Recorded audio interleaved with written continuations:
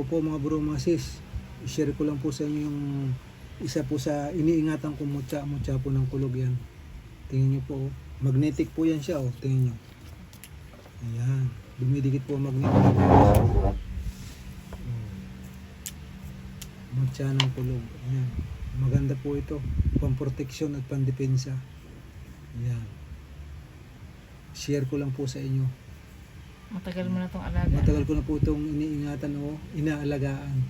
Ngayon ko lang po pinakita sa inyo mga bro, mga sis. Ayan po. Ayan. Bihira din po kasi yung ganitong mutya mga bro, mga sis. Ayan po. Ito po ay para lang po sa naniniwala, lalo po sa larangan ng spiritual o yung mga nahihilig sa mutya. Ayan po. Ayan mga bro, mga sis. Ayan po. Alam ko naman din po marami naniniwala, yung iba hindi. Nasa sa inyo lang po yun mga bro, mga sis. Ayan po. Kaya nga po may pauna akong sabi, ito pong video pong ito ay para lang po sa naniniwala sa mga mutya. Ayan mga bro, mga sis. Ayan. Magnetic po siya. Ayan o. Bihira din po ang makatagpo o makahanting ng ganitong mutya. Ayan, kaya salamat po sa mahalan ng kalikasan at napapagkalooban po tayo.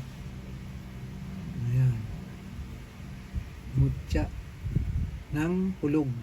Ayan po, share ko lang po sa inyo at marami po palang salamat sa walang sawang suporta po nyo sa amin, Sis Lisa, sa aming pong vlog. Salamat po. Ayan. At nandiyan kayo palagi para kami suportahan. God bless po sa inyong lahat. Bye-bye po. Hanggang dito na po muna muli ang aming isishare at babagi. Sa napadaan po pala dyan sa aming channel, paki-like and share at paki-subscribe na din. Paki-pindot po ng notification bell para lagi po kayong update sa aming pong mga susunod pong video. God bless po sa inyong lahat.